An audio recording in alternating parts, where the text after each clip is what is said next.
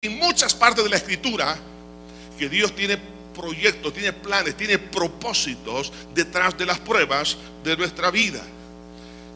Y el Señor Jesucristo, cuando vio que Pedro quiso ayudarle, fíjense bien, hay ciertas ayudas que debemos rechazarlas. Viene Pedro y saca una espada. Jesús da un paso al frente, pero con la ayuda de Pedro, él no lo sabía, pero él estaba tratando de que Jesús diera un paso hacia atrás, porque él estaba evitando o tratando de evitar que el Señor Jesucristo lo arrestara. Y dice la palabra, fíjense bien, en los versículos que siguen, cuando Jesús le dijo, yo soy, y dice, la gente cayó, dice, a tierra. Cuando le dijo, yo soy, retrocedieron y cayeron a tierra. Volvió pues a preguntarles, ¿a quién buscáis? Y ellos dijeron, a Jesús Nazareno. Respondió Jesús, os he dicho que yo soy. ¿Se da cuenta? Jesús está enfrentando la situación. Pues si me buscáis a mí, dejad ir a estos, para que se cumpliese aquello que fue dicho, que había dicho, de los que me diste, no perdí ninguno. Entonces Simón Pedro, que tenía una espada, la desenvainó e hirió al siervo del sumo sacerdote y le cortó la oreja derecha, y el siervo se llamaba Malco.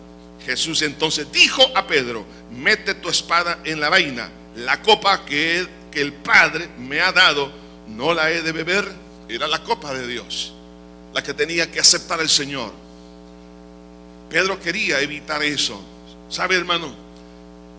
Cuando alguien quiera tratar de, con un buen consejo, entre comillas, pero lo desvíe de la voluntad de Dios, ese consejo, esa ayuda, tiene que rechazarla. Jesús rechazó la ayuda de Pedro. Pedro, la verdad, que no quería cortarle la oreja, él quería cortarle la cabeza. Yo lo que creo es que Malco hizo así, cuando vio la espada, hizo así, le pasó la espada y le arrancó la oreja. Y Jesús se la volvió a pegar. Que Jesús es maravilloso. El Señor arregla nuestros propios errores. El error de Pedro, Jesús lo restauró, le quedó restaurada la oreja y le dice a Pedro, Pedro, mete tu espada. ¿Por qué? Porque Jesús estaba dispuesto a aceptar su voluntad, la voluntad del Padre. Hermano, pregunto, en un momento de crisis, ¿qué es lo que normalmente nosotros queremos? Que nos haga nuestra voluntad, que se cumplan nuestros deseos, pero no la voluntad del Padre. Y normalmente queremos escapar de aquello y nos encontramos en un callejón sin salida. Decimos, Señor, ¿pero por qué? Soy hijo tuyo. Sí, eres hijo mío, y por cuanto eres hijo mío, tienes que tener mi carácter.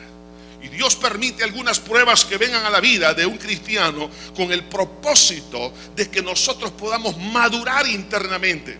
Está bien que podamos madurar físicamente, intelectualmente, podamos desarrollarnos en la vida en muchas áreas. Está bien, dele importancia a su cuerpo, tenga una buena rutina de ejercicio, buena alimentación, gloria a Dios por eso. Pero, hermano, hay algo mucho más importante, que es nuestra alma, nuestro carácter, porque el carácter de Cristo es un carácter de victoria. Y Dios viene por una iglesia sin mancha y sin arruga, es decir, con el carácter de Cristo. Así que cuando usted se encuentre ante una turba de problemas que lo quieran arrestar, que lo quieran agobiar, no vea eso como su enemigo, sino que véalo como una oportunidad para poder decir, no se haga mi voluntad, sino la voluntad de aquel que está en los cielos. Ese acto, oiga bien, aparentemente sencillo pero poderoso, de decidir dar un paso al frente y aceptar la voluntad de Dios, aunque vaya en contra de mi propio bienestar temporal, en ese instante internamente se está formando el carácter del Señor Jesucristo. ¿Cuántos se quieren parecer a Jesús? Prepárese entonces. Así es. El segundo aspecto importante en la formación del carácter es defender la verdad. Sigue el relato del arresto del Señor Jesucristo, y cuando los soldados romanos, juntamente con la guardia del templo, Judas a la cabeza de esa turba, lo arrestan, lo llevan a un lugar inapropiado. Es que la injusticia siempre ha existido, hermano.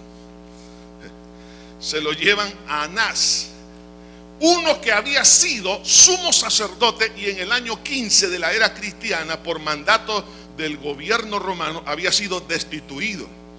Y luego surge ahí el otro sumo sacerdote llamado Caifás. Recuerden que en el Antiguo Testamento el sumo sacerdocio era heredado, era vitalicio, hasta que aquella persona muriese era sustituido.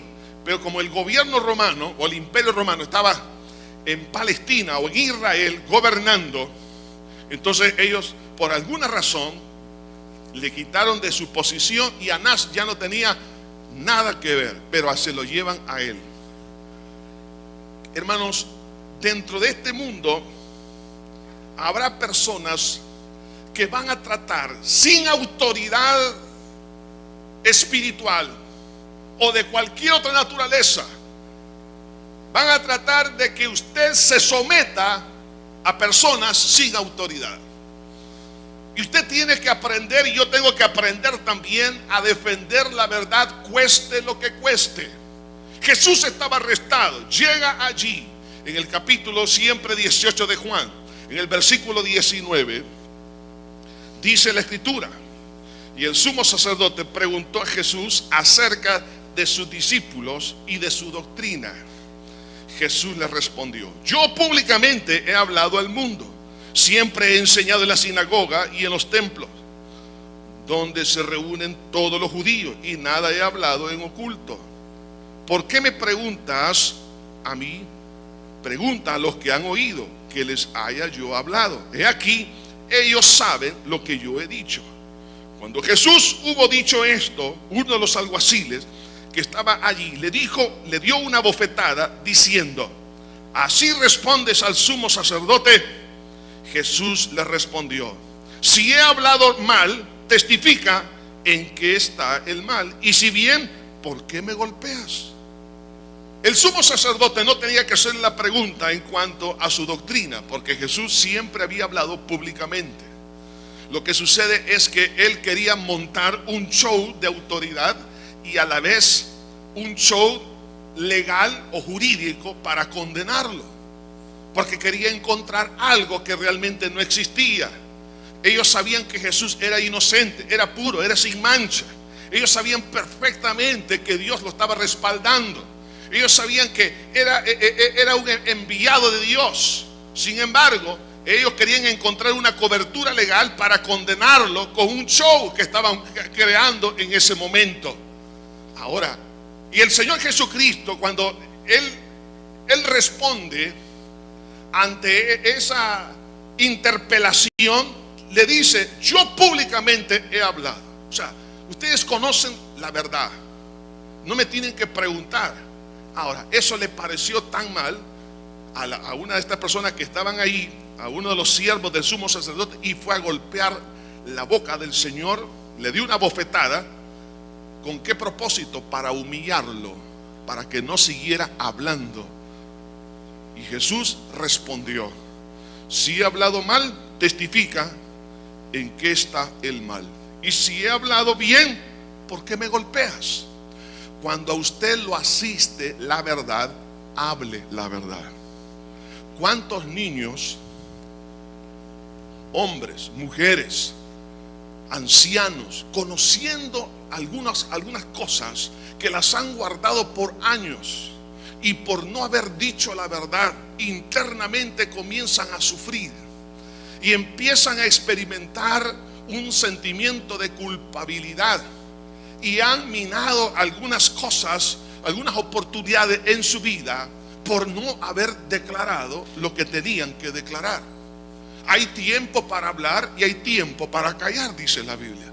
Y cuando Jesús, después de esa bofetada, Él no se quedó callado, Él habló. Cuando usted tenga la verdad, siga hablando, porque en el momento en que usted se calla la verdad, en ese momento usted está dañando su carácter. Pero cuando usted habla la verdad, a pesar de una bofetada, en ese momento el carácter de Cristo se está formando en su corazón. ¿Por qué? La Biblia dice que la iglesia es columna y baluarte de la verdad. Compra la verdad, dice la Biblia, y no la vendas. Entonces, si usted tiene la verdad, tiene a Cristo, personas se van a burlar a manera de bofetadas. Personas le van a quitar